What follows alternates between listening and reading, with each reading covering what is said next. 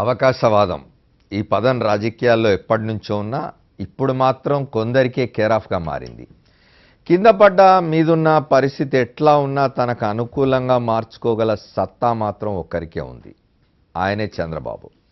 2 ఏళ్ల నుండి హోదా కావాలంటూ విపక్షం నెత్తి నోరు కొట్టుకుంటుంటే పట్టించుకోని బాబు ఇప్పుడు హఠాత్తుగా ప్రత్యేక రాగం ఆలపిస్తున్నారు. హోదా ఏమైనా సంజీవన అంటూ ప్రశ్నించిన నోరుతోనే బీజేపీ మోసం చేసిందంటూ కొత్త పల్లవి అందుకున్నారు. ప్రత్యేక హోదాపై పచ్చ నాటకాలు, బాబు గేమ్స్ కు వంత పాడుతున్న ఎల్లో మీడియా, పాత లేఖ బయటపెట్టి కొత్త నాటకం, ఇన్నాళ్లు హోదాపై కుంభకర్ణ నిద్ర, ప్రత్యేక హోదా సంజీవన అంటూ ప్రశ్న. రాష్ట్రానికి ప్రత్యేక హోదా ఇవ్వాలంటే ఇప్పుడున్న నిబంధనలు మారాలి. అయితే వాటిని మార్చలేమంటూ కేంద్రం స్పష్టం చేసింది. గత నెల 25న ఆర్థిక శాఖ సహాయ మంత్రి సిన్హా ఓ లేఖ ద్వారా ఈ విషయాన్ని బయటపెట్టారు. సిన్హా ఒక్కరే కాదు, ప్రత్యేక హోదాకు విరుద్ధంగా అనేకసార్లు కేంద్ర ప్రభుత్వ పెద్దలు, బీజేపీ నేతలు చాలాసార్లు వ్యాఖ్యలు చేశారు. పార్లమెంటు సాక్షిగా గతంలో ప్రకటన చేసిన ఆర్థిక మంత్రి అరుణ్ జైట్లీ మరోసారి లోక్సభలో స్పష్టత ఇచ్చారు. ప్రత్యేక హోదా లేదనే కోణంలో కేంద్రం నుంచి పదే పదే సంకేతాలు తొలి నుంచి వస్తూనే ఉన్నాయి. और मैं स्पष्ट करना चाहता हूं कि आंध्र प्रदेश को किसी प्रकार से भी साधनों की कोई तकलीफ हम लोग आने नहीं देंगे. In the first year, that is 14-15, amount of revenue that we gave, the taxation share for Andhra shot up to 14,100 crores. In 15-16, we have given 21,900. For the first year revenue deficit, Andhra has calculated it at about 13,000 crores. We are verifying that. We are on account paying Andhra Pradesh. అయితే విభజనతో తీవ్రంగా నష్టపోయిన ఏపీకి ప్రత్యేక హోదా తప్పనిసరి అన్న డిమాండ్తో విపక్షం వైఎస్ఆర్ కాంగ్రెస్ మొదటి నుంచి అలుపెరుగని పోరాటం చేస్తోంది. హోదా కావాలంటూ గతంలో గుంటూరుతో పాటు దేశ రాజధాని ఢిల్లీలోనూ దీక్ష చేపట్టారు వైఎస్ జగన్. ఏ రోజైతే చంద్రబాబు నాయుడు గారు ముందుకొచ్చి కేంద్రంలో ఉన్న తన మంత్రులను ఉపసంహరించుకుంటాను అని ఎప్పుడైతే కేంద్రానికి అల్టిమేటం ఇస్తాడో ఆ రోజు ప్రత్యేక హోదా ఖచ్చితంగా వస్తుందని చెప్పి నేను చెప్తా ఉన్నా. దీక్షలతో పాటు ప్రజల్లో ఈ అంశాన్ని విస్తృతంగా తీసుకెళ్లారు జగన్. ప్రత్యేక హోదా కలిగిన రాష్ట్రాలకు మాత్రమే కేంద్ర ప్రభుత్వం 100% ఎక్సైజ్ డ్యూటీ బెనిఫిట్స్ ఇస్తుంది. ఇటువంటి బెనిఫిట్స్, ఇటువంటి ఇన్సెంటివ్స్ ప్రత్యేక హోదా కలిగిన రాష్ట్రాలకు మాత్రమే వస్తాయి. నాడు జగన్ దీక్షకు మద్దతుగా మరింత ముందుకు వెళ్లాల్సిన చంద్రబాబు ఎక్కడ క్రెడిట్ పోతుందో అన్న భయంతో దాన్ని తొక్కిపెట్టే ప్రయత్నం చేశారు. దీక్షను తక్కువ చేసి చూపించాలంటూ అనుకూల మీడియాపై ఒత్తిడి తీసుకొచ్చారు. పైగా జగన్ దీక్షపై నానా రచ్చ చేసి విష ప్రచారానికి దిగారు చంద్రబాబు, టీడీపీ మంత్రులు. వైద్య పరీక్షల్లో అదంతా తప్పేనని తేలినా తన బుద్ధి మార్చుకోలేదు చంద్రబాబు. పైగా హోదా ఏమైనా సంజీవన అంటూ ఎదురు ప్రశ్నించారు. అదే మరి కొంతమంది కావాలని కన్ఫ్యూజ్ చేసి స్పెషల్ స్టేటస్ ఇస్తే ఇదొక సంజీవని కింద అన్నీ అయిపోతాయని. ఏం వస్తాయండి? 2 వస్తాయి. ఆ 2లో ఏంటి? 1 EAP, 2 central sponsor schemes. Central sponsor schemes తగ్గించేశారు. 62 నుంచి 52%కి వచ్చింది. ఈఏపీ వచ్చే కొద్దిగా ఎంత వచ్చింది? ఎన్ని ప్రాజెక్ట్స్ ఇస్తే గవర్నమెంట్ ఆఫ్ ఇండియా అది మళ్ళీ వాళ్ళు క్యాబినెట్లో తీసి వాళ్ళు పాస్ చేయాలి. ఎన్ని ఇస్తే వస్తాయి. కాబట్టి దట్ ఈజ్ నాట్ అది ఒక. ప్రత్యేక హోదాపై చంద్రబాబుకు నాడే చిత్తశుద్ధి లేదని తేలిపోయింది. మరోవైపు రాజధానిలో భూ అక్రమాలు, నిధుల దుర్వినియోగం, అవినీతి, అప్రజాస్వామిక రీతులపై రాష్ట్ర వ్యాప్తంగా వ్యతిరేకత వెల్లువెత్తింది. బాబు తీరుపై ప్రజలు గుర్రుమనే పరిస్థితి ఏర్పడింది. మరోవైపు చంద్రబాబు అవినీతి వ్యవహారాన్ని పుస్తక రూపంలో పొందుపరిచిన వైఎస్ఆర్సీపీ కేంద్రం దృష్టికి తీసుకెళ్లింది. దీంతో పాటు ప్రత్యేక హోదా ఇవ్వాలని వైఎస్ జగన్ రాష్ట్రపతితో పాటు పలువురు కేంద్ర నాయకులను కలిశారు. ఇదే సమయంలో ఇంటా బయట ఒత్తిడి పెరగడంతో కొత్త పన్నాగానికి తెరలేపారు బాబు. డిసెంబర్లో అడిగిన ప్రశ్నకు ఏప్రిల్ 25న కేంద్రం సమాధానం ఇస్తే పాత లేఖతో హడావుడి చేశారు. నిన్ననే ప్రత్యేక హోదాను కేంద్రం తిరస్కరించినట్టుగా కలరింగిచ్చారు. ఎల్లో మీడియా సహాయంతో ముసుగు కప్పుకునే ప్రయత్నం చేస్తున్నారు. ఇంత యాగి చేస్తున్న చంద్రబాబు హోదాపై చిత్తశుద్ధి ఉంటే కేంద్రంలో సంకీర్ణం నుంచి బయటకు రాగలరా? మంత్రులను ఉపసంహరించుకోగలరా? రాజకీయ విభేదాలను పక్కన పెట్టి అఖిలపక్షం ఏర్పాటు చేయగలరా? ఇవి ఇప్పుడు బాబు ముందున్న ప్రశ్నలు. ఆంధ్రప్రదేశ్ రాష్ట్రానికి ప్రత్యేక హోదా ఇచ్చేది లేదని భారతీయ జనతా పార్టీ నాయకత్వంలోని ఎన్డీఏ ప్రభుత్వం ఎప్పుడో స్పష్టం చేసేసింది. అయినా ఇంతకాలం దాన్ని నాంచి ఇప్పుడు భారతీయ జనతా పార్టీని విమర్శలు గుప్పించడం కోసం అని చెప్పి తెలుగుదేశం ప్రభుత్వం దాన్ని వాడుకుంటున్నట్టుగా ఉంది. దాని గురించి మాట్లాడదాం. ఒక షార్ట్ బ్రేక్ తీసుకొని వస్తాం.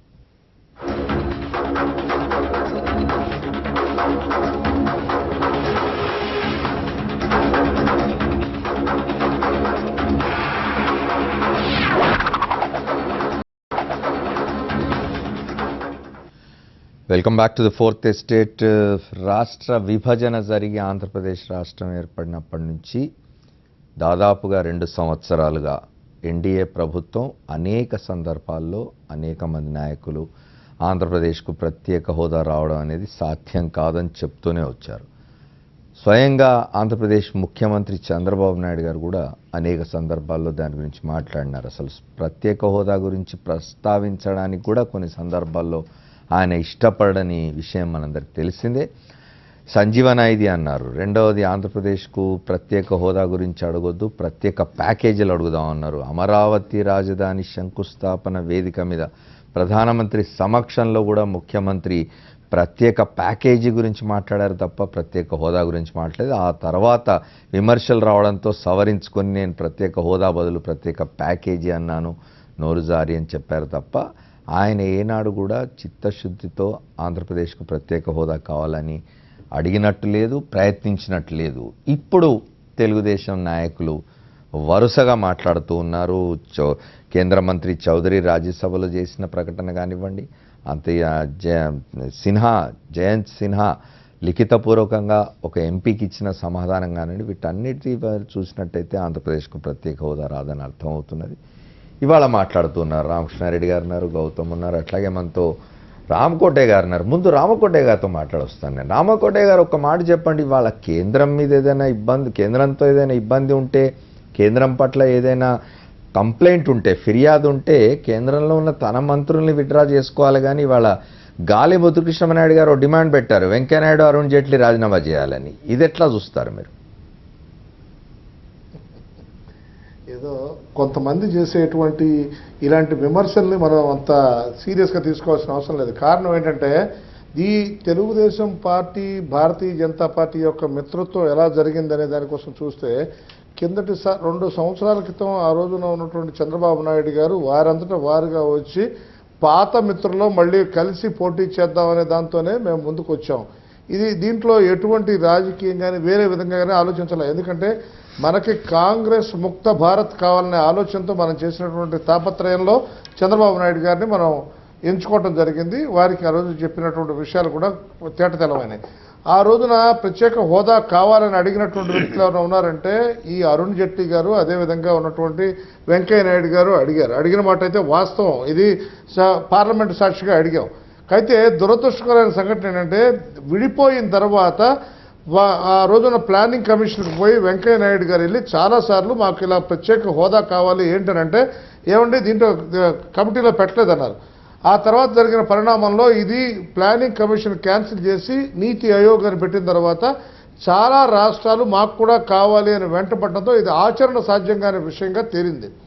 అయితే ఏంటంటే మాకు కూడా బాధాకర విషయం అంటే ఆంధ్ర రాష్ట్రంలో పుట్టినటువంటి వ్యక్తులుగా, ఆంధ్ర రాష్ట్ర అభివృద్ధిని నిత్యం కాక్షించే వ్యక్తులుగా ఆంధ్ర రాష్ట్రానికి ఇచ్చినటువంటి హామీలు నెరవేర్చాలి అని చెప్పేసి కేంద్రంలో మేము కూడా ఇప్పుడు ప్రస్తుతం ఢిల్లీలో ఉండడానికి గల కారణం ఏంటంటే వివిధ నాయకుల్ని కలిసి తప్పకుండా అయ్యా మాకు ఈ సమస్యలు ఈ విధమైనది ఇచ్చారు, రాష్ట్రంలో మన పార్టీకి ఈ విధమైన ఇబ్బందికరమైన పరిస్థితి ఉందని చెప్పేసి చెప్పడం జరుగుతుంది.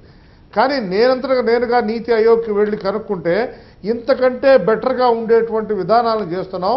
విద్య, వైద్యం, ఆరోగ్యం, రవాణా, అలా జల రవాణా, అన్ని రకాలుగా ఎయిర్ డెవలప్మెంట్, ఎయిర్ రవాణా అన్నీ కూడా అభివృద్ధి చేస్తామనే విధానం వాళ్ళు చెప్పడం జరిగింది. చెప్పిన క్రమంలో మేము చేస్తున్నట్టు ఏంటంటే మీకు ఇంతకంటే మెరుగైన ప్యాకేజీ ఇస్తాము అనే విధానం చెప్పడం జరుగుతుంది. దాన్ని భారతీయ జనతా పార్టీ చెబుతుందని మిత్రులు కానీ ఏంటంటే రాష్ట్రంలో అపోజిషన్ మాట్లాడటం అనేది ఎప్పుడు ఉండాలి. సరైన అపోజిషన్ కనుక లేకపోతే కనుక రాష్ట్ర ప్రభుత్వ పథకాలు కూడా ప్రజలకు అర్థం కాదు. ఇవాళ జగన్ గారు ఇవాళ చేస్తున్నటువంటి విమర్శలు ఏదైతే ఉన్నాయో వాటిని సహేతుకంగా తీసుకోవాల్సిన అవసరం అయితే ఉంది. వాటిని వదిలేసి ఎంతసేపటికి తెలుగుదేశం నాయకులు కూడా రోడ్డు మీదకి వచ్చి బీజేపీ అంతు చూస్తాం, బీజేపీ ఇలా చేస్తుంది అలా చేస్తుందని మాట్లాడటం బాధాకరంగా ఉంది. ఇది చంద్రబాబు నాయుడు గారి విషయంలో వస్తే అది హయ్యర్ లెవెల్లో మాట్లాడుకోవడానికి ఎటువంటి అభ్యంతరం లేదు. మోడీ గారి యొక్క అభివృద్ధి ఫలాలను చూసి 13 సంవత్సరాలు ఆయన చేసినటువంటి నిష్కళంక పరిపాలన చూసి దేశంలో ఉన్నటువంటి ప్రతి ఒక్క యువకులు ప్రతి ఒక్కళ్ళు కూడా ఓటు వేయటం జరిగింది. మోడీ గారు హీఈస్ ఎ ప్రూవ్డ్ పర్సనాలిటీ. ఎందుకంటే ఈ దేశంలో పెట్టిన ప్రతి బడ్జెట్ 18 లక్షల కోట్ల రూపాయల బడ్జెట్ పెడితే 6 లక్షల కోట్ల రూపాయల అవినీతి జరుగుతుంది. ఈ జరిగే అవినీతి ఆపడం వల్ల ఇప్పుడు ద్రవ్యోల్బణం కార్యక్రమం ఎలాగంటే ప్రజల్లో డబ్బులు ఆడపోవటం వల్ల ప్రజలు ఏం చేస్తున్నారంటే ఏ విషయాలు జరగట్లేదనే కార్యక్రమంలో మాట్లాడుతున్నారు. కానీ ఇంతకు ముందుండే లంచగొండితనాన్ని ఆపటం మోడీ గారి వల్ల అయింది. రామకోటే గారు, మనం మోదీ గారి సమర్థత, మోదీ గారి పరిపాలన దక్షత గురించి మాట్లాడుకోవడం లేదు ఇక్కడ. మీరు ఇవాళ మీరు చెప్తున్నారు ఇవాళ నా ఢిల్లీ యాత్ర యొక్క ఉద్దేశం ఇక్కడ నాయకుల్ని కలిసి అయ్యా ఆంధ్రప్రదేశ్కు హోదా ఇవ్వడం అవసరం అని చెప్పడానికి వచ్చానని మీరు చెప్తూ ఉన్నారు. ఆంధ్రప్రదేశ్ ముఖ్యమంత్రి, ఆంధ్రప్రదేశ్ ప్రభుత్వ పెద్దల వైఖరి అన్ని పక్షాల్ని కలుపుకుపోవడాన్ని అట్లా ఉంచండి. మిత్రపక్షంగా ఉన్న మీ పార్టీ నాయకులైనా తీసుకొని వెళ్ళి ఆయన కేంద్రం దగ్గర రిప్రజెంట్ చేస్తున్నట్టు లేదు. దాన్నేమంటారు మీరు? యాక్చువల్గా చంద్రబాబు నాయుడు గారు ఈజ్ ఎ థింక్ ట్యాంక్. యాక్చువల్గా ఏంటంటే ఏదైనా ఒక విషయాన్ని ముందుకు తీసుకెళ్లడంలో ఆయనకున్నటువంటి ప్రతిభా పాఠమాల గురించి మనం చెప్పాల్సిన అవసరం లేదు. ఏదైనా ఒక విషయాన్ని పదే చెబుతూ తానే సాధించుకొచ్చారనే ఒక ఆలోచన సరళతో ముందుకెళ్ళేటువంటి వ్యక్తి చంద్రబాబు నాయుడు గారు. ఆయన్ని మనం పక్కన అలా ఉంచితే కనుక రాష్ట్రంలో ఉన్నటువంటి భారతీయ జనతా పార్టీ శ్రేణుల్ని కలుపుకెళ్లే విధానాన్ని చంద్రబాబు నాయుడు గారు ఏ రోజు చేయలేదు. ఇది కాస్త ఇబ్బందికరమైన విషయమే. ఆయనకి దరిదాపుగా మేము ఏదైనా ఒక పార్టీలో ఎవరైనా ఒక వ్యక్తి చేరితే ఏదో ఒక ప్రమోషన్ కోరుకుంటారు. ఇప్పుడు 25 సంవత్సరాలుగా ఇదే పార్టీలో పనిచేస్తున్నటువంటి మాలాంటి సీనియర్ మోస్ట్గా ఉన్నటువంటి ప్రజలందరూ ఎవరైతే నాయకులైతే ఉన్నారో మా అందరితో కూడా ఆయన ఏ రోజున కూడా మనసు విప్పి మాట్లాడలేదు. రాష్ట్ర అభివృద్ధి గురించి ఆయన ఒక్కళ్లే పాటుపడుతున్నట్టుగా మిగతా వాళ్ళు ఎవరు చేస్తున్నాడు. ఇవాళ గాలి ముద్దుకృష్ణనాయుడు గారు మాట్లాడినా, జూపూడి వారు మాట్లాడినా, లేకపోతే ఇంకోటి మాట్లాడినా కూడా రాష్ట్ర అభివృద్ధిని వేరే విధంగా ఆకాంక్షించి వేరే విధమైన కోణంలో చూపిస్తున్నారు. ఇది మంచి పద్ధతి కాదు. బీజేపీ చేస్తున్న మంచి పనులు చెప్పండి, మేము చేస్తున్న కార్యక్రమాన్ని ప్రజల్లో తీసుకెళ్లాల్సిన అవసరం రాష్ట్ర ప్రభుత్వం మీద ఉంది. రామకోటే గారు, I come back to again. మనతో లక్ష్మీనారాయణ గారు కూడా జాయిన్ అయ్యారు. లక్ష్మీనారాయణ గారు, ముందు నేను భారతీయ జనతా పార్టీ నాయకులతో మాట్లాడడానికి కారణం ఏంటంటే ఇవాళ తెలుగుదేశం పార్టీ నాయకులు పలువురు బయటకు వచ్చి భారతీయ జనతా పార్టీని విమర్శలు గుప్పిస్తూ ఉన్నారు. తను ముద్దుకృష్ణనాయుడు గారు మాట ఇవాళ ఒక బయటకు వచ్చి కాదు, తెలుగుదేశంలోనే ఉంటూ అందులో బయటకు వచ్చి అంటే బహిరంగంగా అని, ఇంటర్నల్ గా కాకుండా బహిరంగంగా వచ్చి మాట్లాడుతున్నారు. ఇవాళ కేంద్రంలో ఉన్న వెంకయ్యనాయుడు గారి మీద బహిరంగ విమర్శలు ఇప్పటివరకు చేసింది చాలా తక్కువ. ఎందుకంటే వెంకయ్యనాయుడు గారే సేవియర్ ఆంధ్ర రాష్ట్రానికి. ఆయన కేంద్రంలో ఉన్న కారణంగానే మనకు హోదా వస్తుంది. మనకేం జరిగినా ఆయనే చెప్పుకున్నారు, నేను లేకపోతే మీకు దిక్కు లేదు కేంద్రంలో అని.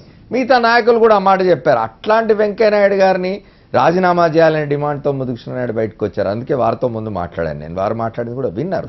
ఏం జరుగుతుంది, ప్రత్యేక హోదా రాదు అనే విషయం చాలా కాలంగా తెలుసు. భారతీయ జనతా పార్టీకి తెలుసు, తెలుగుదేశం పార్టీకి తెలుసు. కానీ ఇన్ని రోజుల తర్వాత, ఇప్పుడు ఒక 2 ఏళ్ళు గడిచిన తర్వాత తన మిత్రపక్షంతో, ఇప్పుడు రామకోటయ్య గారు చెప్పారు, పాత మిత్రులం మళ్ళీ కలుద్దాం అనుకున్నారట. 2004లో విడిపోయేటప్పుడు చంద్రబాబు నాయుడు గారు భారతీయ జనతా పార్టీ మీద చేసిన విమర్శల్ని బీజేపీ నాయకులు మర్చిపోయినట్టున్నారు. నా జీవితంలో ఇటువంటి తప్పు మళ్ళీ చేయను అన్నారు ఆయన. ఏమంటారు మీరు? ఆంధ్రప్రదేశ్కు విభజన తర్వాత ఇస్తామన్నటువంటి ప్రత్యేక తరగతి హోదా అనేటువంటిది రాజకీయాలకు అతీతమైనటువంటిది. ఆనాడు రాజ్యసభలో డాక్టర్ మన్మోహన్ సింగ్ గారు ఇచ్చినటువంటి హామీ సందర్భంలో వివిధ రాష్ట్రాలకు చెందిన ప్రాంతీయ పార్టీలు కానీ జాతీయ పార్టీలు కానీ అన్నీ కూడా అందులో భాగస్వాములే. ఎవరు కూడా నిరసన కూడా తెలియచేయలేదు. అందువల్ల ఇవాళ జరుగుతున్నటువంటి చర్చ బీజేపీ టీడీపీల మధ్య సమస్యగా దాన్ని నేనైతే పరిగణించడం లేదు. వెంకయ్యనాయుడు గారిని రాజీనామా చేయాలని ముద్దుకృష్ణనాయుడు గారు అడిగినా, జైట్లీ కూడా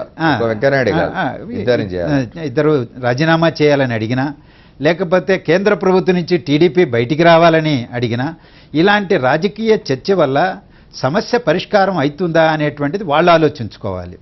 సో ఎవరైనా సరే ఇవాళ ఆంధ్రప్రదేశ్ 5 కోట్ల ప్రజానీకం కోరుకుంటున్నది విభజన తర్వాత మేము ఆర్థికంగా ఇబ్బందుల పాలైనాము, 1,94,000 కోట్ల రూపాయల అప్పుల ఊబిలో కొరిగిపోయినాము, రెవెన్యూ లోటులో ఉన్నాము.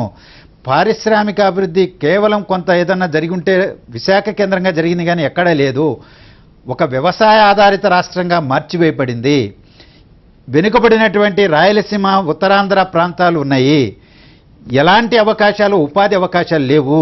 దీన్ని ఇతర రాష్ట్రాలతో సరిసమానంగా ఎదగాలంటే, అభివృద్ధి చెందాలంటే ప్రత్యేక తరగతి హోదా అనేటువంటిది ఒక ఆయుధంగా ఉపయోగపడుతుంది.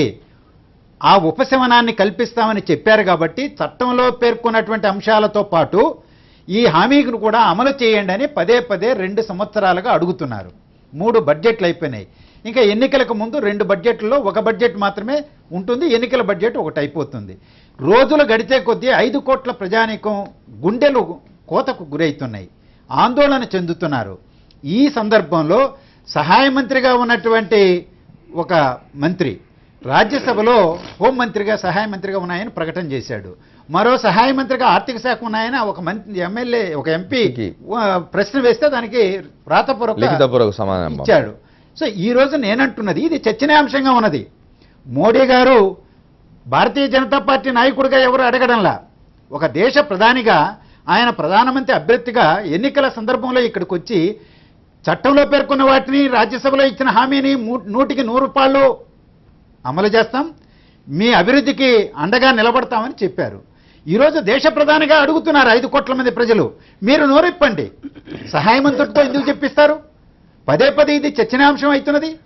పార్లమెంటులో కొంతమంది పార్లమెంట్ సభ్యులైనా లేవదీస్తున్నారు. వైఎస్ఆర్సీపీ వాళ్ళు కావచ్చు, టీడీపీ వాళ్ళు కావచ్చు, ఎవరో ఒకరు ప్రస్తావనకు వచ్చినప్పుడైనా మీరు నోరు తెరిచి ఇదోనే ఇందులో ఉన్నటువంటి వాటిని ఈ మేరకు చేయగలము, ఈ మేరకు చేయలేము అని ఎందుకు చెప్పరు? లేదా అరుణ్ జైట్లీ గారు ఎందుకు చెప్పరు? ఆర్థిక శాఖ మంత్రిగా రాజ్యసభలో కానీ లోక్సభలో కానీ. లక్ష్మీనారాయణ గారు, అరుణ్ జైట్లీ గారు లెక్కలు చెప్తూ ఉన్నారు. 2014-15లో ఎన్ని వేల కోట్లు ఇచ్చాం, 15-16లో ఎన్ని వేల కోట్లు ఇచ్చాం.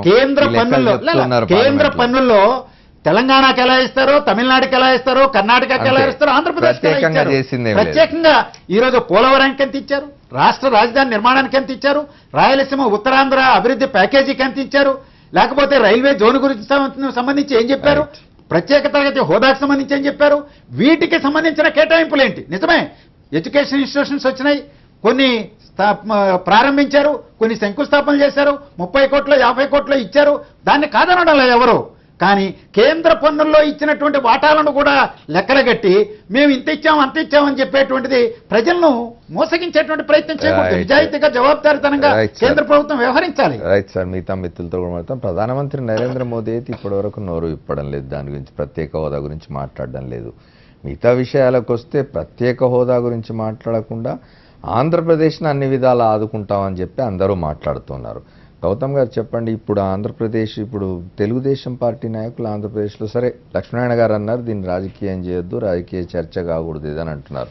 కానీ 2 ఏళ్ళు గడిచిన తర్వాత ఇవాళ తెలుగుదేశం పార్టీ నాయకులు బయటకు వచ్చి భారతీయ జనతా పార్టీ మీద ప్రత్యక్ష దాడికి పూనుకోవడం, ప్రత్యక్ష దాడి ప్రారంభించడాన్ని ఎట్లా చూస్తారు?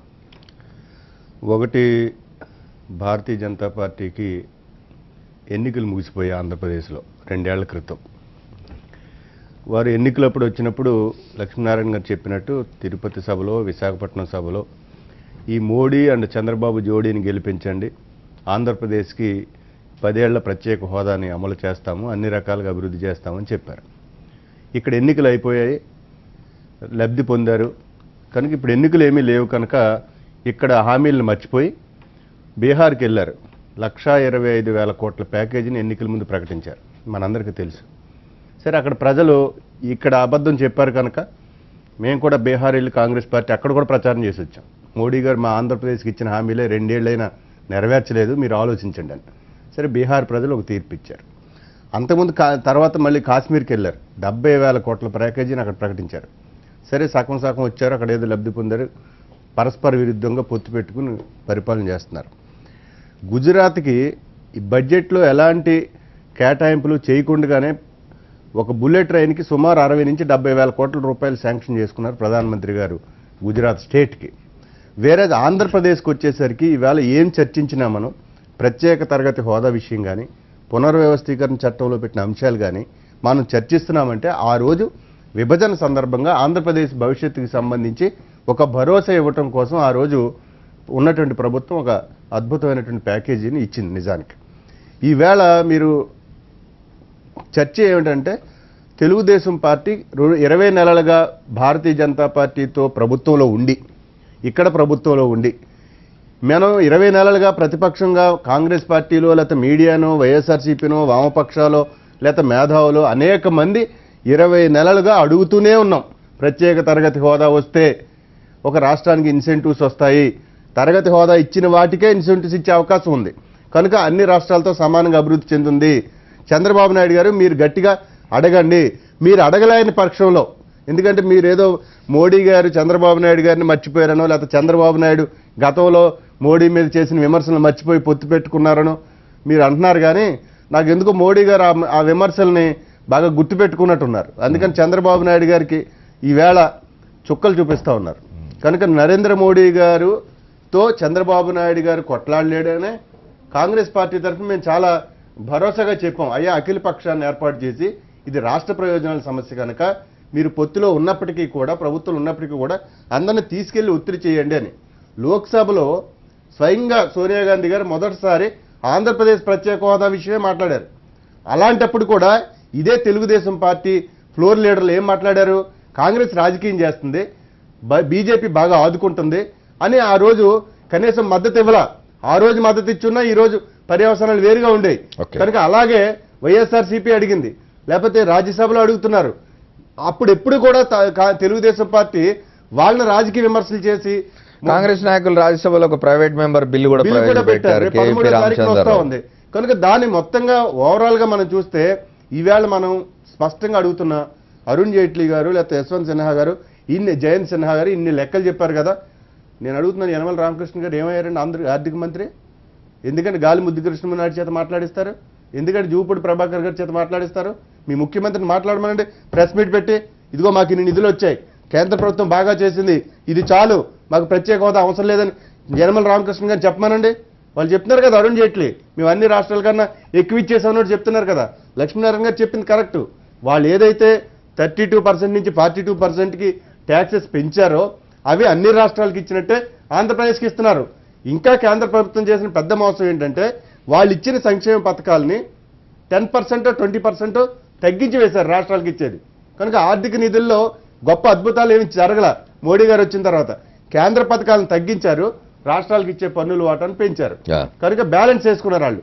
కనుక అదనంగా వచ్చేదేమి లేదు. కనుక నేను అడిగేది గాలి ముద్దు కృష్ణమనాయుడు ప్రకటన గురించి మనం సీరియస్ గా చర్చించాల్సిన అవసరంలా. జూపూడి ప్రభాకర్ గారు మోడీ గారిని లేకపోతే అరుణ్ జైట్లీ గారిని వెంకయ్యనాయుడు గారు రాజీనామా చేయమన్నారంటే నా దృష్టిలో అది సీరియస్ విషయం కాదు. అంటే గాలి ముద్దు నాయుడు జూపూడి ప్రభాకర్ స్వతంత్రంగా మాట్లాడతారని నేను అనుకోవడం లేదు. ముఖ్యమంత్రి మాట్లాడిస్తే అదొక రాజకీయ ఎత్తుగడ. వాళ్ళు ప్రజలను తప్పుదో పట్టించడానికి తెలుగుదేశం పార్టీ అద్భుతంగా డిమాండ్ చేస్తుందని మనమంతా చర్చించుకోవటానికి ప్రజలు ఏదో అమాయకంగా నమ్మేస్తారని నమ్మించడానికి ఎత్తుగడగా చంద్రబాబు నాయుడు గారు చెప్తున్నారు. కానీ నేను చాలా స్పష్టంగా డిమాండ్ చేస్తున్నాం మనం. కానీ ఈరోజు విజయనగరంలో కూడా చంద్రబాబు నాయుడు గారు బహిరంగ సభలో మాట్లాడుతూ కొంత అసంతృప్తిని వ్యక్తం చేశారు కేంద్ర సహాయం విషయంలో కూడా. కాదు సార్, ఇప్పుడు అసంతృప్తి వ్యక్తం చేయటం అనేది మీరు నిజంగా ప్రజలకి ఇది అన్యాయం, అందరినీ తీసుకెళ్తా, సాధించి తీరతా అని చెప్పమనండి. అసంతృప్తి ఆయన అర్థం చేస్తే సరిపోయిందా? అందరినీ తీసుకెళ్ళిన అట్లా పెట్టండి. నేను ఇంతకుముందు చెప్పాను, అందరిని వదిలిపెట్టి కనీసం భారతీయ జనతా పార్టీ తన మిత్రపక్ష నాయకులనైనా తీసుకుని వెళ్లే ప్రయత్నం చేయడం లేదు. మన రామకృష్ణ ఆంధ్రప్రదేశ్ భారతీయ జనతా పార్టీ వారు కూడా మీరు తెలుగుదేశం పార్టీ మీ గొడవలు ఏమైనా ఉంటే మీరు తేల్చుకోండి రాజకీయంగా. కానీ ప్రజలకి 5 కోట్ల మంది ప్రజలకు సంబంధించి వాళ్ళకి ఎవరికి అపాయింట్మెంట్ దొరుకుతున్నట్లేదు చంద్రబాబు నాయుడు గారి దగ్గర. ఇంతకుముందు రామకోటయ్య గారు చెప్పిన దాన్ని బట్టి చూస్తే మనకు ఒకసారి రామకృష్ణ రెడ్డి గారితో కూడా మాట్లాడదాం. రామకృష్ణ రెడ్డి గారు చెప్పండి, ఇవాళ కేంద్రంలో ఉన్న తన మంత్రుల్ని 2 మంత్రుల్ని విడ్రా చేసుకోవడం, తెలుగుదేశం పార్టీ తన 2 మంత్రులను విడ్రా చేసుకున్నంత మాత్రాన కేంద్రంలోని ఎన్డీఏ ప్రభుత్వానికి వచ్చే నష్టమే ఉండకపోవచ్చు. కానీ కనీసం ప్రత్యేక హోదా ఇవ్వనందుకు నిరసనగా కేంద్రం నుంచి తాను వైదొలిగానన్న స్పష్టంగా చెప్పడానికి, ప్రజలకు సంకేతం పంపడానికి ఉపయోగం ఉండేది. ప్రతిపక్షాలు డిమాండ్ చేస్తూ ఉన్నాయి కూడా. అట్లాంటిది అదేం చేయకుండా కేంద్రంలో తన మంత్రుల్ని కొనసాగించాలా, కేంద్రంతో తన సంబంధాలను అట్లే కొనసాగించాలి, గట్టిగా మాట్లాడకూడదు ప్రత్యేక హోదా గురించి, కానీ అక్కడక్కడ గొణగడం అనేది కనిపిస్తూ ఉన్నది. ఎట్లా చూస్తారు సార్? 2 సంవత్సరాల కాలం అయిపోయింది. ఇటు రాష్ట్రంలోనూ అటు కేంద్రంలోనూ ప్రభుత్వాలు వచ్చి పూర్తిగా ఆంధ్ర రాష్ట్ర విభజన అప్పుడు, ఉమ్మడి రాష్ట్రం విభజన అప్పుడు అన్యాయం జరిగింది. సరే, విభజన అనేది పక్కన పెట్టిన ఆ రోజున జరిగిన సంఘటనల్ని ఈ రాష్ట్రానికి ఆ రోజున కాంగ్రెస్ ప్రభుత్వం కానివ్వండి, ప్రధానమంత్రి మన్మోహన్ సింగ్ గారు కానీ చేసిన లోక్సభ సాక్షిగా, పార్లమెంటు సాక్షిగా చేసినటువంటి వాగ్దానాలని నెరవేర్చాలి. అలాంటి నెరవేరుస్తామని చెప్పి 5 సంవత్సరాలు కాదు 15 సంవత్సరాలు ప్రత్యేక హోదా కావాలి అని చెప్పినటువంటి మోడీ గారు కానివ్వండి, చంద్రబాబు నాయుడు గారు కానివ్వండి, ఈ రోజున ఆ దిశగా పనిచేయట్లేదనేది అందరికీ అర్థమైపోయింది. సరే, మోడీ గారిని ఒక్క క్షణం పక్కన పెట్టినా, ఎందుకంటే ప్రధానమంత్రి కాబట్టి ఆయన మీద బాధ్యత లేదని అనలేను నేను. ఉన్నప్పటికీ కూడా ఇవాళ గట్టిగా అడగాల్సినటువంటి చంద్రబాబు నాయుడు గారు ఏ మాత్రం కూడా ఆయన ఆ దిశగా పనిచేయట్లేదండి.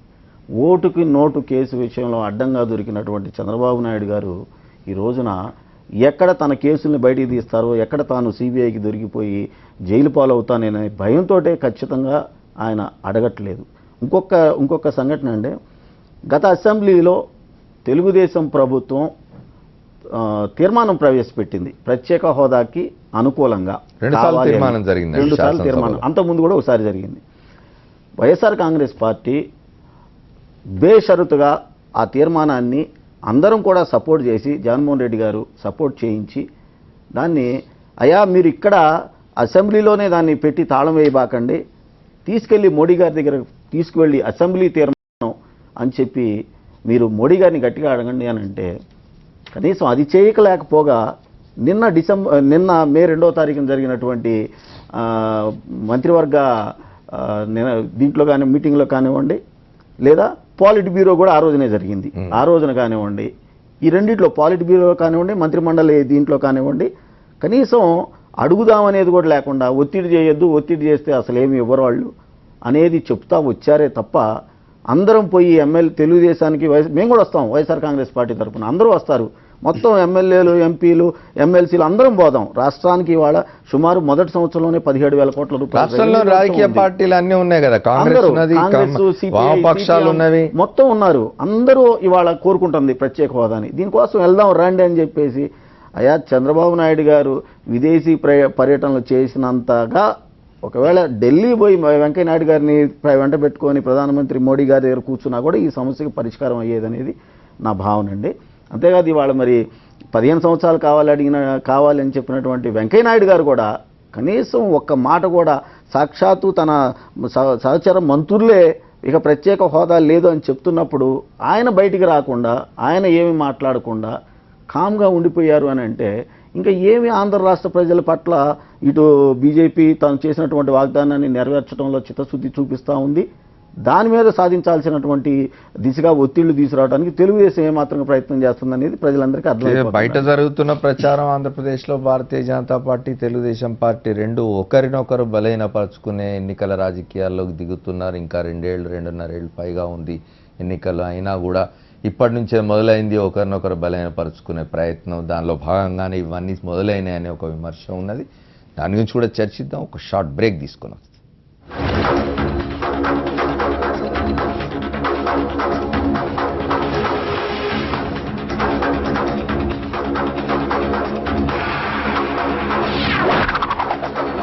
Welcome back to the 4th estate. Lakshminarayana గారు చెప్పండి, అంటే 2 ఏళ్ళు అయింది, మే 16 వస్తే 2 ఏళ్ళు అవుతుంది ఎన్నికలు జరిగి.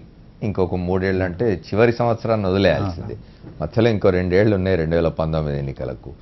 ఇప్పటి నుంచే తెలుగుదేశం పార్టీ నాయకత్వం, చంద్రబాబు నాయుడు గారు భారతీయ జనతా పార్టీని ఇక వదిలేద్దాం, దానికి సిద్ధమవుదాం అని చెప్పి ఆ పద్ధతిలో మొదలుపెట్టినట్టుగా ఉన్నారు.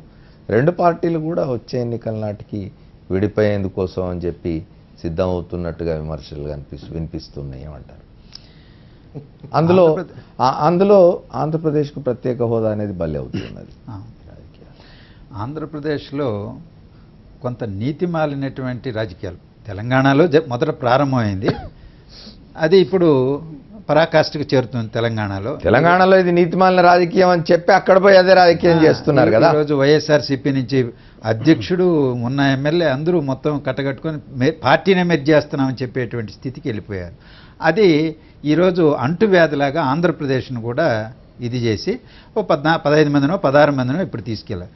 వాళ్ళందరూ వస్తే ఇంకొక 10 మంది వస్తే ఇక మాకు ఎవరూ అవసరం లేదు అది బీజేపీ అవసరం లేదు, ఇంకొకటి అవసరం లేదనేటువంటి ఏదన్నా సైకలాజికల్గా ఒక విధమైనటువంటి భావనకు వాళ్ళు వచ్చారేమో నాకు తెలియదు. సరే, ఏదేమైనా అది ఒక సంకీర్ణ ప్రభుత్వం, టీడీపీ బీజేపీతో కూడినటువంటి ప్రభుత్వం. ఎందుకు టీడీపీ బీజేపీతో కలిసింది? రాష్ట్రంలో కానీ కేంద్రంలో మంత్రివర్గంలో ఎందుకు చేరారు? విభజన తర్వాత రాష్ట్రం ఇబ్బందుల్లో ఉంది, కష్టాల్లో ఉంది కాబట్టి కేంద్రంలో రాష్ట్రంలో ఒకే ప్రభుత్వాలు ఉంటే ఇచ్చి అక్కడి నుంచి ఏదైనా సహాయం ఎక్కువగా రాబట్టి ఇక్కడ అభివృద్ధికి ఉపయోగపడదామని విభజన చట్టంలో ఉండే వాటిని అమలు చేయించుకోవడం ద్వారా ఇతర అదనంగా కూడా సంపాదించుకోవడం. నిజానికి ఆంధ్రప్రదేశ్ ప్రజలు ఆ కాంబినేషన్ కోర్టు చేసింది కూడా, కోర్టు కూడా వేసింది కూడా అందుకే. ఈరోజు పవన్ కళ్యాణ్ లాంటి వాళ్ళు పార్టీ పెట్టుకున్నా పోటీ చేయకుండా సహాయం చేసింది కూడా అందుకే. ఇవాళ ప్రజలు కొండంత ఆశ పెట్టుకున్నారు. ఈ కాంబినేషన్ దేశంలో అధికారంలోకి వచ్చింది, రాష్ట్రంలో వచ్చింది కాబట్టి మేలు జరుగుతుందని. దాన్ని ఆ రాజకీయ వాతావరణాన్ని, ప్రజల్లో ఉన్నటువంటి భావనని, విశ్వసనీయతను కాపాడడానికి అవసరమైనటువంటి చర్యల వైపున చేయాలి. అలా కాకుండా ఈ విధమైనటువంటి పార్టీ ఫిరాయింపులతో బలాన్ని పెంచుకోవడం ద్వారా మాకెవరో అవసరం లేదనేటువంటి వాతావరణానికి కన్నా వాళ్ళు వచ్చుంటే అది వాళ్ళు రాజకీయంగా ఒక విధమైనటువంటి. మీరు గమనించినట్టయితే 2 తెలుగు రాష్ట్రాల్లో కూడా అధికార పక్షంలో ఉన్న పెద్దలు అసలు ప్రతిపక్షాలు ఉండకూడదు అనే భావన, అవసరం అని మాట్లాడుతున్న ఒక, అంటే పతాక స్థాయి ప్రజాస్వామ్యానికి ప్రమాదం వాటిలో పోతుందని చెప్పడానికి ఇది పతాక స్థాయి. పార్లమెంటరీ ప్రజాస్వామ్యంలో అనారోగ్యకరమైనటువంటి లక్షణం రాచపుండు లాంటిది అది. ఆలోచన ఈరోజు దాన్ని కిల్ చేస్తుంది, ప్రజాస్వామ్య వ్యవస్థనే ధ్వంసం చేస్తుంది. ఇవాళ వాళ్ళ అధికారంలో ఉండొచ్చు, రేపు ఇంకొకరు ఉండొచ్చు. ప్రతిపక్షాన్ని బతకనియాలి, ప్రతిపక్షం నుంచి నిర్మాణాత్మకమైన సహకారాన్ని కోరుకోవాలి, సుపరిపాలన అందించడం ద్వారా తామే అధికారంలో కొనసాగాలనేటువంటి ఆలోచన ప్రజాస్వామ్యంలో ఉంటే ఎవరైనా మనుగడ సాగిస్తారు. లేకపోతే వాళ్ళు మనుగడ సాగించలేరు. ఈరోజు సంబరాలు చేసుకోవచ్చు, జనం చూస్తున్నారు ప్రజలకు మేలు జరిగిందా లేదా వీళ్ళ విధానాల వల్ల, వాళ్ళ జీవన ప్రమాణాలు పెరిగాయా లేదా, రాష్ట్రానికి జరిగినటువంటి మేలేంటి, ప్రాజెక్టుల నిర్మాణం ఏ స్థితిలో ఉన్నది, లేకపోతే రాజధాని నిర్మాణం ఏ స్థితిలో ఉన్నది, పోలవరం పూర్తి చేస్తామంటున్నారు 2018కి, చేశారా లేదు, కొలబద్దలు ఇవి చూస్తారు వచ్చే ఎన్నికల్లో. మనం 2016 సగంలో ఉన్నాం, ఇంకా 2 సంవత్సరాలు ఉండేది. అందువల్ల కొలబద్దలు ప్రజలు తీసుకునేది వేరే, ప్రజలు గమనిస్తున్నారు నిశ్చితంగా. ఆ రోజు వాళ్ళు కీలేరికి వాత పెడతారు సరిగా చేయకపోతే, పాలన సాగించకపోతే. ఈరోజు రాజకీయంగా బలపడడానికి అది బీజేపీ తనకు తాను చేసుకోవచ్చు, టీడీపీ చేసుకోవచ్చు, వైఎస్ఆర్సీపీ చేసుకోవచ్చు, కమ్యూనిస్టులు చేసుకోవచ్చు. రాజకీయంగా ఎదగడానికి, ఆరోగ్యకరంగా ఎదగడానికి ప్రయత్నం చేయాలి. కానీ అడ్డదారులతో ఎదిగితే ఎమ్మెల్యేలు రావచ్చు, ఎంపీలు రావచ్చు, కానీ ప్రజలు రారు, పడతారు. షార్ట్ లివ్డ్ అవుతుంది ఇది అంతే. ఒకసారి మన గౌతమ్ గారు ఒక్కటి చెప్పండి, భారతీయ జనతా పార్టీ ఆంధ్రప్రదేశ్ను వేధిస్తున్నది అని తెలుగుదేశం పార్టీ నాయకులు మాట్లాడుతున్నారు.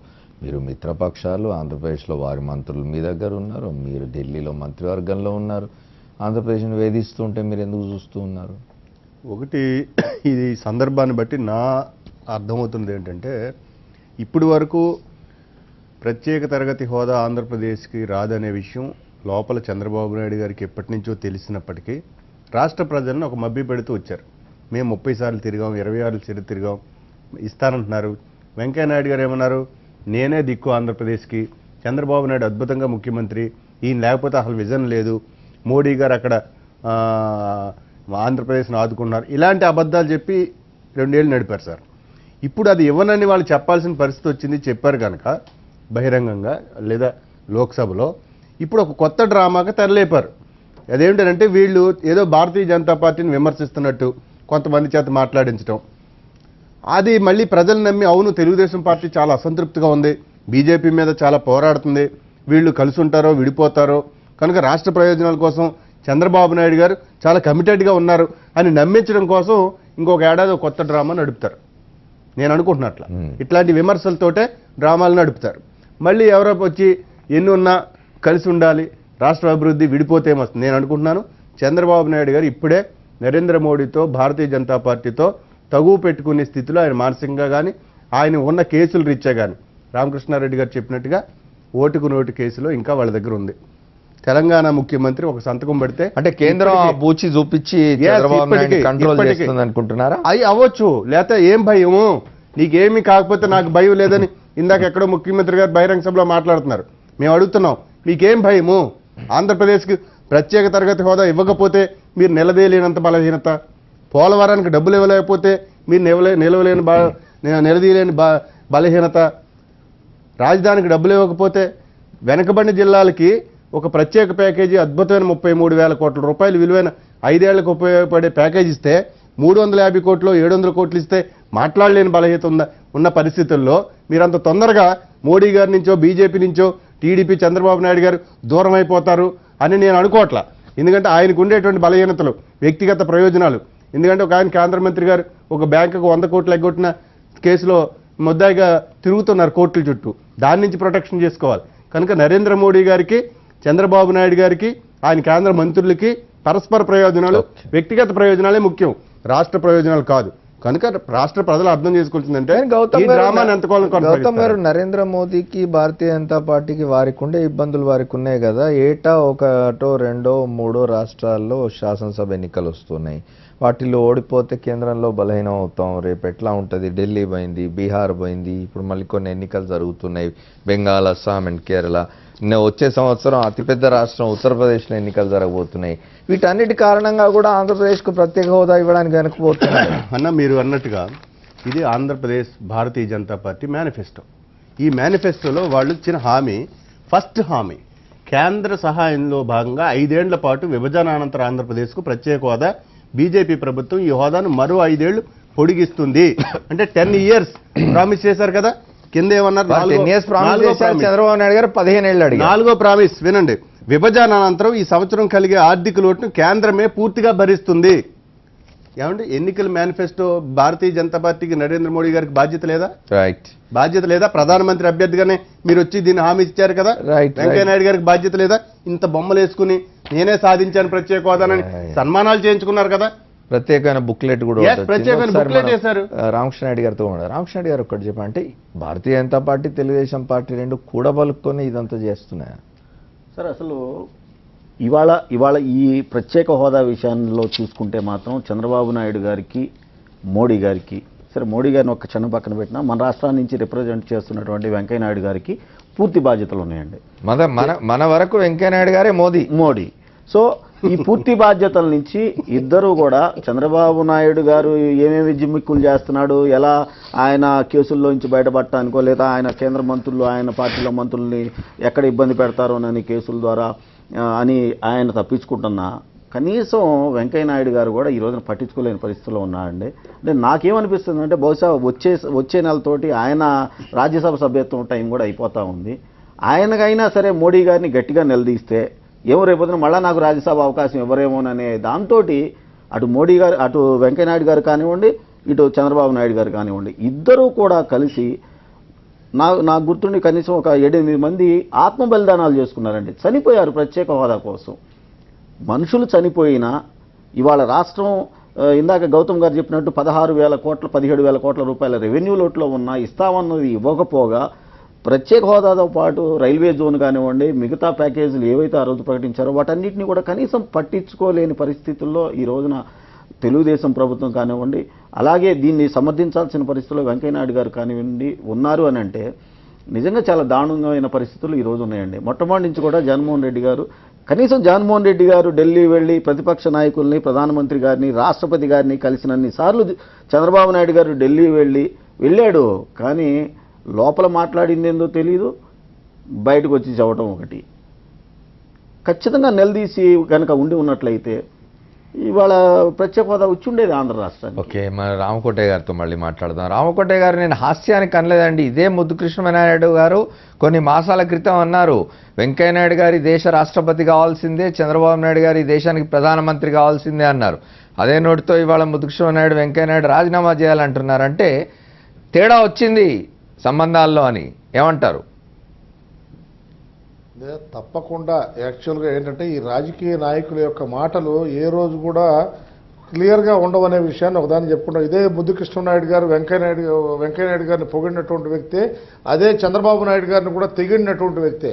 అందువల్ల వీళ్ళు ఎవరి గురించి మాట్లాడట్లేదు. ప్రభాకర్ గారు కానీ వీళ్ళందరూ కూడా ఇదే పరిస్థితిలో చంద్రబాబు నాయుడు గారిని కూడా చాలాసార్లు చూపుడి వారు వీళ్ళందరూ కూడా మాట్లాడారు. ఈ విధానంగా చూసుకుంటే భారతీయ జనతా పార్టీ ఎప్పుడు కూడా మా నాయకులు ఎవరు కూడా మాకు పరిపూర్ణ నమ్మకం ఉంది. ఒక 20 సంవత్సరాలు 25 సంవత్సరాలు ఉన్నటువంటి వాళ్ళు ఏ రోజు కూడా ఇలా తేడాగా మాట్లాడేటువంటి నాయకులు ఎవరు లేరు. మోడీ గారితో ఇష్టం వచ్చినట్టు మాట్లాడటం, చంద్రబాబు నాయుడు గారు ఇంతకుముందు చేసినటువంటి విధానం గురించి కూడా మాట్లాడటం, ఎవ్వరికీ మాకు అలాంటి అలవాట్లు లేవు. వ్యక్తిత్వంలో, స్నేహంలో, మిత్రత్వంలో భారతీయ జనతా పార్టీ ఎప్పుడు కూడా ముందంజలో ఉంటుంది. కానీ రామకోటయ్య గారు భిన్న స్వరాలు అయితే వినిపిస్తూ ఉన్నవి. రామకోటయ్య గారు భిన్న స్వరాలు అయితే వినిపిస్తూ ఉన్నాయి. పురంధేశ్వరి గారు మాట్లాడుతున్న తీరు, మన సోము వీర్రాజు గారు మాట్లాడుతున్న తీరుకు, మిగతా నాయకులు మాట్లాడుతున్న తీరుకు తేడా అయితే కనిపిస్తున్నది కదా. కొంత భిన్న స్వరాలనే అందులో కూడా భారతీయ జనతా పార్టీలో కూడా. డౌట్ లేకుండానండి. ఇప్పుడు వ్యక్తులంతా ఒక రకంగా ఉండడానికి ఆస్కారం లేదు. కాకపోతే ఏంటంటే పురంధరేశ్వర్ గారు మాట్లాడినా కానీ, సోము వీర్రాజు గారు మాట్లాడినా కానీ ఇచ్చిన నిధుల గురించి వివరణ చెప్పారు కానీ వ్యక్తిగతంగా ఎక్కడ విమర్శ చేయలేదు. ఎప్పుడు కూడా ఎట్టి పరిస్థితుల్లో నిధుల గురించి, జరుగుతున్న విధానం గురించి, రాష్ట్రంలో మా మీద జరుగుతున్న దుష్ప్రచారం గురించి, జరుగుతున్న మంచి పరిపాలన పక్కన పెట్టి మోడీ గారి గురించి మాట్లాడుతున్న విధానంలో వాళ్ళు మాట్లాడారు తప్పితే